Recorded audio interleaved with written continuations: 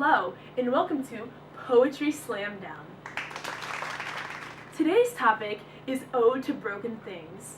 I'm your host, Mackenzie Allen, and our three contestants today are Kimberly Browski, Kayla Tyler, and Maggie Hubman. Welcome to the show. Now, here's a brief word from our sponsors. Hey guys, thanks for watching our video on Ode to Broken Things. We had a lot of fun making it, and now we're going to tell you what it's all about.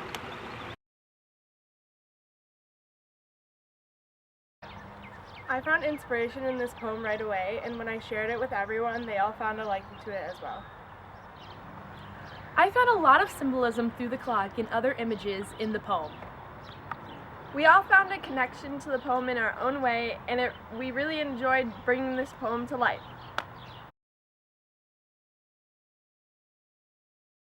We incorporated images of objects being broken, with the star of our video, Kayla, looking lost and hurt like she has been broken. We interpreted this poem to relate to people and relationships and how over time they can often get destroyed and tend to break. Kayla walks through the woods looking lost without a sense of where she is or the time. This relates to the image of the clock in the poem because once our internal clock breaks, we become lost and free from the barrier of the destroying force of time. We use an image of a beautiful yellow flower dropped in muddy water to show how even the most beautiful objects are going to be destroyed by time. In the end, we look up towards the sun. This symbolizes how we must not get hung up on all the broken things, but instead look towards the light. The name of the song, Never, Never, Never Give Up, relates to our video because in the poem it starts off by mentioning that things get broken by no one for no purpose, and that it's just a force of nature, and that we must learn to never, never give up and fix our broken things. The poet seems to have an emotional tone towards the poem, so we chose a song that had deep crescendos and decrescendos to convey an emotional connection to the poem. The song swells at dramatic parts of the poem reading, as well as highlights the sense of desperation when a person is hurt or broken. Back to you at Poetry Slam Down! Wow, what a great commercial. Our first topic today will be title. So the first question today is, what predictions, based on the title, Ode to Broken Things, can you make just based on the title alone? Oh, I got it. Kimberly? Okay, so the title, Ode to Broken Things, since it's an ode, you can predict that it'll be a lyrical poem. It'll probably express a praise or respect towards broken things. Good answer. Our second question will be, based on that, how does the title relate to the theme or tone of the poem? Kayla?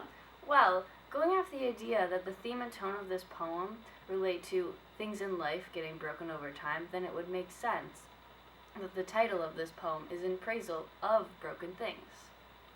Good answer.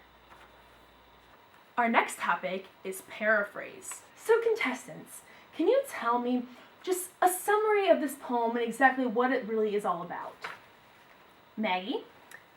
This poem is about how things will get destroyed and ruined, but it's not a single person or thing's fault, and that it's a part of life, and it's just the way life works. Interesting. This poem also mentions this theory of time and how we are limiting ourselves because of this concept of time that humans have created. So no other living being has uses clocks or has used the time schedule that we have made ourselves as humans. Can you talk about that? Yeah, I agree. And when it talks about the clock being destroyed and its guts vibrating on the broken glass, it kind of shows how time destroys itself, but eventually the universe will put itself back together. Great point. Our next topic is connotation in figurative language.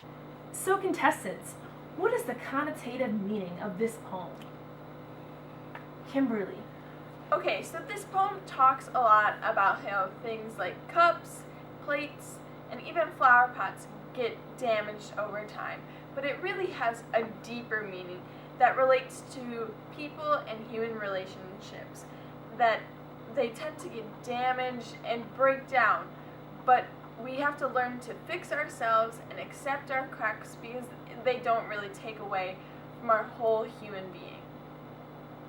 Great answer, Kimberly. Now, for the figurative language part of this topic, we're going to do a speed round. Okay, so here's how this is going to work. I'm going to give you a quote from the poem, and you're going to tell me what type of figurative language it is and how it helps develop the meaning of the poem. So Kayla, the first quote is going to you, and that quote is, "And that clock whose sound was the voice of our lives." Well, I think that quote is a metaphor. See, in the quote, the clock can allude to a heartbeat or the constant ticking of time in life. And then this can also relate to the concept of time itself and how time can control every aspect of human life. Good answer. So Maggie, the next quote will be going to you, and that is, "The clock also fell, and its delicate blue guts vibrated among the broken glass, its wide heart unsprung." Can you tell me a little bit about that quote? Well, this quote is definitely an example of personification because it's giving these human characteristics to time and this clock is something that's starting to take over our lives mentally and physically. Good answer. Okay, Kimberly, here's your quote. "Or the ankle or the air." Okay, I think this quote is an example of repetition and alliteration. This gives meaning to the poem by giving it more rhythm and a good flow. All right, Kayla, last quote's for you, and that is, "It wasn't anything or anybody. It wasn't the wind. It wasn't the orange-colored noontime." That's a tough one. Could you help me out with that? Sure. So that quote demonstrates repetition with the use of "it wasn't, it wasn't, it wasn't." It describes about how, in the end, when things get ruined or destroyed, it's no one's fault. It happens all the time, and that's just genuinely how life works. Our next topic is attitude and tone. So contestants, what attitude does the poet have towards the subject of the poem? To help you out, the subject of the poem is broken objects. Maggie? Well, the poet seems to have a nostalgic and sentimental attitude towards these broken objects, and the poem itself has an emotional and serious tone with a slight positive undertone, but it still remains mysterious. Good answer. Our next topic is structure. So, what is the structure of Neruda's poem? Kimberly? Okay, so it's an ode, which means there is no specific structure or specific pattern to this poem. It's kind of random. There's some lines are short while others are long, and so there's not really a uniform structure to this poem. Good.